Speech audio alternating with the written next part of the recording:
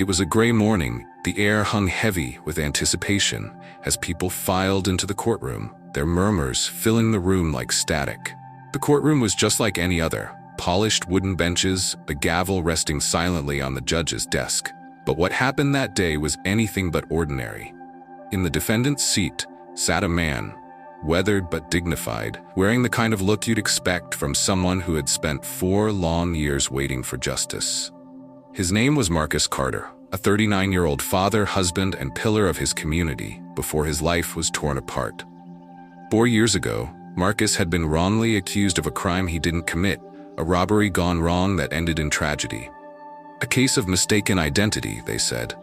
He had always maintained his innocence, but the system had failed him, sending him to prison while his family fell apart outside. And now, sitting beside him was his wife, Jasmine. Tears brimmed in her eyes, threatening to spill over as they had countless times before. 4 years, 4 birthdays missed, 4 Christmas mornings where their daughter Ava had asked why her daddy wasn't coming home. Ava, she was 7 now, the little girl with the big brown eyes who had sat quietly in the back of the courtroom for days, watching, waiting. Today, though, something was different. Today, Ava was no longer content to sit quietly. As the judge, a stern but fair woman named Judge Elaine Monroe, prepared to move the hearing forward, Ava stood. Her small frame seemed to grow as she cleared her throat. The courtroom fell silent, and every eye turned to the child who had just done the unthinkable.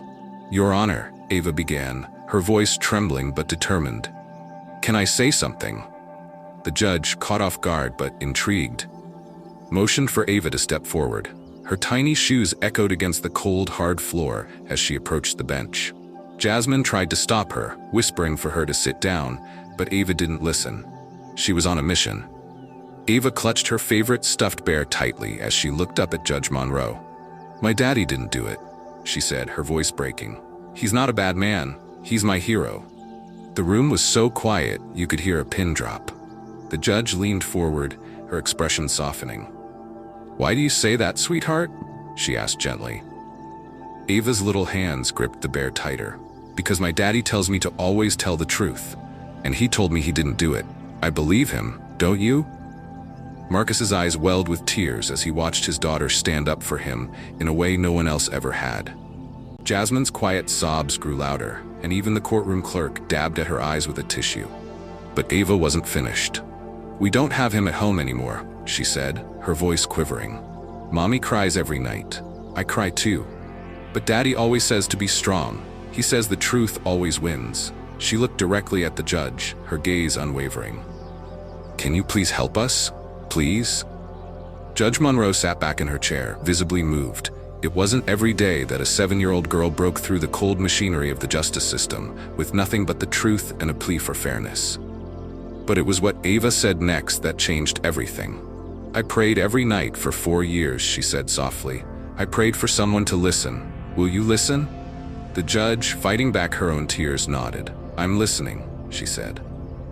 And with that, she ordered an immediate review of the evidence, something no one had thought to do in 4 long years. What unfolded over the next few hours shocked everyone in that courtroom. A single piece of overlooked surveillance footage, blurry but clear enough to identify the real perpetrator, had been sitting in the evidence locker all this time. It showed a man with a similar build to Marcus committing the crime while Marcus was miles away at work. The oversight was devastating. A clerical error, a rush to judgment, a system that had failed at every turn. Judge Monroe was livid. She ordered Marcus's immediate release and called for an investigation into how such a grave mistake could have happened. As Marcus was led out of the courtroom, a free man at last, he dropped to his knees and hugged Ava, holding her as if he'd never let go. The aftermath of the case was explosive.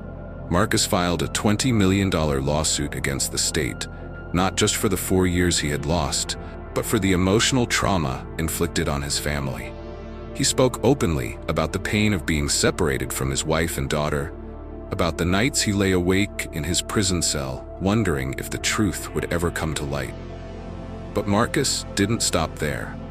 He used his platform to shine a light on the countless others who had been wrongfully convicted, those who didn't have a 7-year-old angel to plead their case.